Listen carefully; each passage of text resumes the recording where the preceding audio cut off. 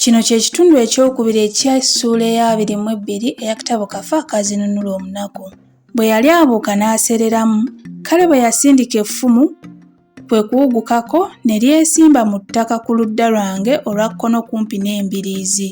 N'embego olw'amaanyi amangi ge yakozesa ng'akasuka effumu eryo yatalanguka n'abutamira.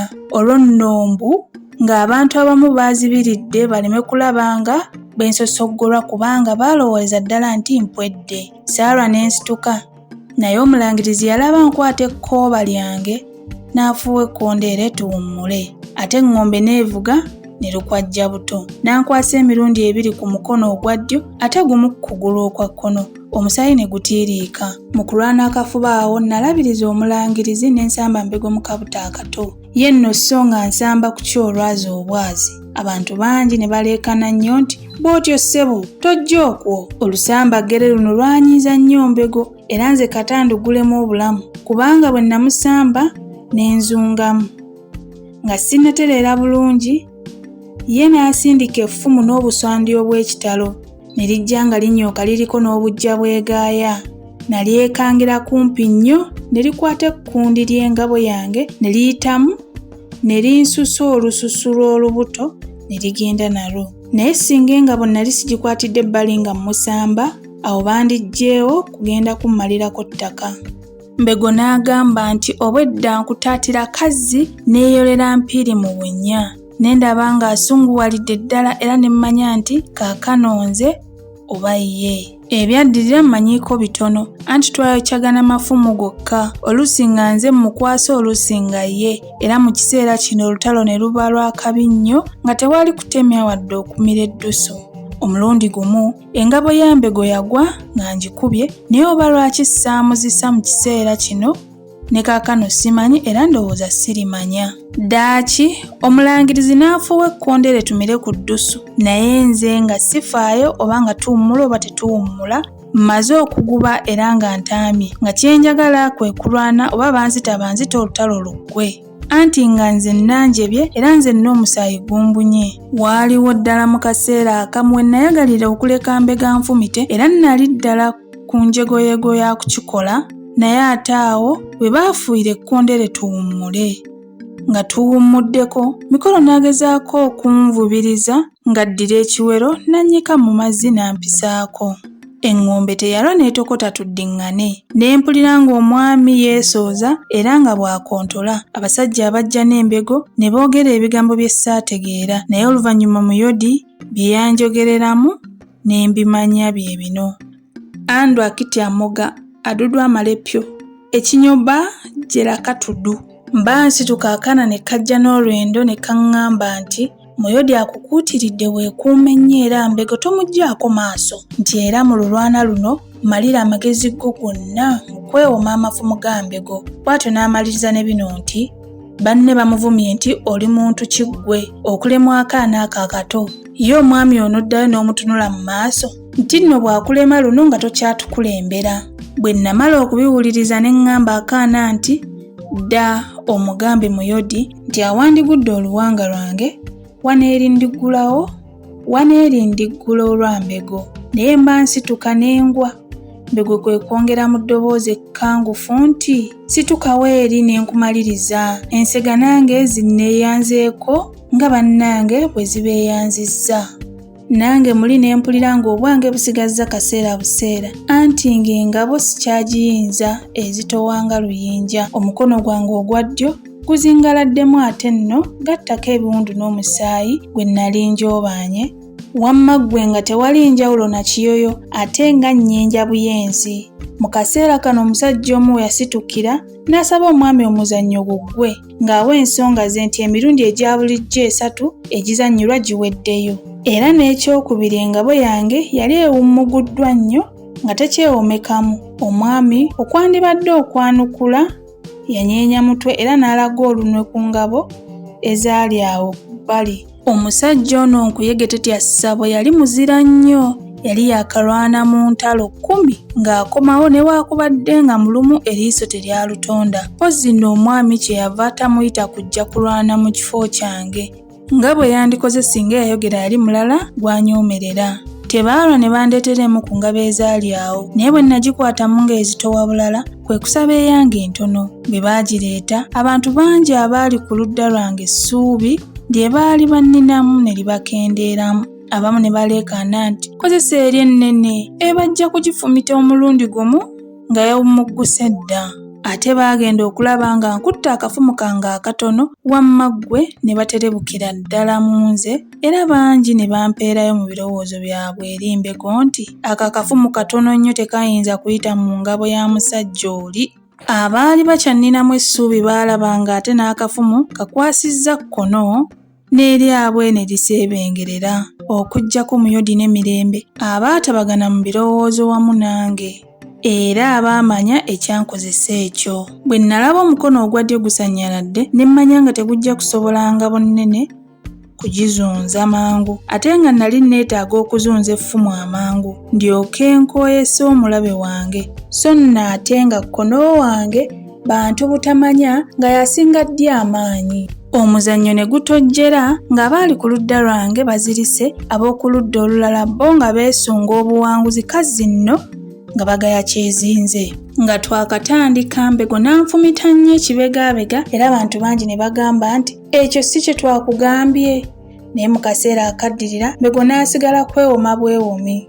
Bwe nagiranga ne mba nga amufumita omukono ogwa ddyo ate amangu ennyo ne mmusukya amagulu, ng'engabo akyagiseetangira effumu ne mba nga amufumita omutwe oba omukono ogwa ddyo yabanga akyewoma ne mudda emabega. Bw'atyo n'abeera mu kwewoma n'okwebulungulula buli kaseera. Yalaba atandika okukoowa n'aleeta n'ag'omu buto gonna mmalirize nga tegannamwabulira. Kyeyava agezaako okunsamba, naye bwe nnamwewoma n'atagala, anti amazina amayigirire. Saalwa ne mmusindikira akajogolo nga kanyooka n'okunyooka. Bwe yakakuba n'atagala, ne mmutega n'asinzittuka ng'adda ekyennyumannyuma. Eyo gye yalinyira mu kitembejja ky'omusaayi n'aserera n'agwa bugazi. Saalwa ne mmusemberera, era abantu bonna ne balowooza nti njija kumukazakalizaawo, anti nga Luwanga amungabudde. Baalaba nnyimiridde mutunuulira okulaba bwe yeeriga n'asituka ddawo. Ne banyaamira nti oli musiru, mufumitiraawo ng'akyali wansi. Bw'anaasituka n'amala akutta gunaaba gukusinze. Abamu ne beesooza nti mukaleke bakatte, anti kawuttufu ko keesiga ki? So nga nze bwe nalaba Mbego ali wansi avuya nga nja kulabika ng'omutemu okutta omuntu atakyeyinza. Mmanyi ng'ekikolwa kino kyali ddala kya bussiru era kata nkisasulire obulamu bwange. Naye ku nkomerero kyangulira ekitiibwa ate ne kibumba obuti mu mitima gy'abalabe bange. Abalala ne boogera na lwatu nti oyo omwana si muntu era tali yekka. Nga bwe gwali, abantu bwe baayogera ebyo nze ne muwenya bumwenya. Mbego bw'aba asituka n'andaba kwe kumbuuza nti nze ssebo, nze gw'osekerera, kanno nzikukalize ku mumwa. Ne ndabira ddala ng'omusaayi gumutisse ku mutwe era ng'olutalo alutamidde bwenge. Nalaba biri bityo nange kwe kugaddako ne nkwata effumu lyange eddene ne bukalambira. Kyazira kutereera n'asindika amafumu 6 ga kumukumu gonna ne ngakuba. Gonna nno nga gajjira mu kifuba wakati. N'awulugumya limu ng'ayagala linkwata obwenyi, ne mpanika engabo ate ne nfukamira. Effumu kwe kuyita mu kakundi k'akagabo kange ne ligenda nga lyesooza nti omponye nno. Amafumu ne gatandika okujjira okumukumu mangi, ne ngakuba amalala ne gakwata emikono, amalala magulu, ne mmanya nga Kamaanyi asunguwadde anti nga takyagera bulungi. Kino ne kimpa bujja amaanyi era mbu mu kaseera kano Muyodi we yayogerera nti entamu ebadde efumba eya Mbego bavuunike.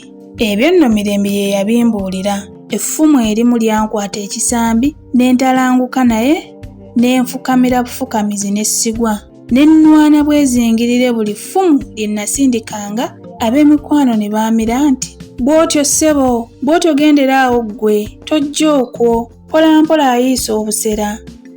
Mbego yalaba mufuukidde lukokobe n'asindika effumu lye eryali ery'okunzisa era eryali effumu lye lye yakanyuga omulundi ogw'enkomerero mu nsi. Bwe lyajja ne ndyekangira kumpi ne ndikuba buwanvuwanvu ne limpita ku mutwe ne litumbira mu bbanga mbu ne lyetonnya emabega wange. Bw'atyo Mbego olw'eryanyi lye yakozesa ng'akasuka effumu n'atagala era nange bwe nalikuba ne ntagala. Naye nze ne mmusooka okutereera. Kyennava nnuma n'ogw'engulu ne nkowoola n'ag'omu buto gonna. Ne mmusindikira effumu ne likwata ekkundi ery'engabo ye ne ndaba nga kuvaako ensasi. Ne ligiyitamu ng'akambe bwe kayita mu muzigo ne limugatta ebisambi byombi okumpi n'ebbonwe. N'alyoka yeerindiggula ennume y'ekigongo ente gye basibye amagulu gonna beddu. Bwe yagwa n'agwa ku gutundutundu gw'effumu erimu ku mafumu agaali gamenyese mu lutalo nga gwesimbye mu ttaka. Obwogi nga butunudde waggulu ne gumuyitamu mu mbiriizi ne gukomekkereza omulimu gwe natandika. Nali wa mukisa bukisa nze obutasooka kukasuka ffumu n'amaanyi gange gonna, kubanga ddala mba kusooka Mbego kwemalamu kakasa nga nze sandi lutonze. Ebyaddirira sibijjukira, wabula nzijukira kino kyokka nti Mbego bwe yagwa ne ndaba ng'ensi yonna yeetooloola ne mpulira ng'agwa. Awo nno bwe nakoma okutegeera. Bino byannyumizibwa Mikolo.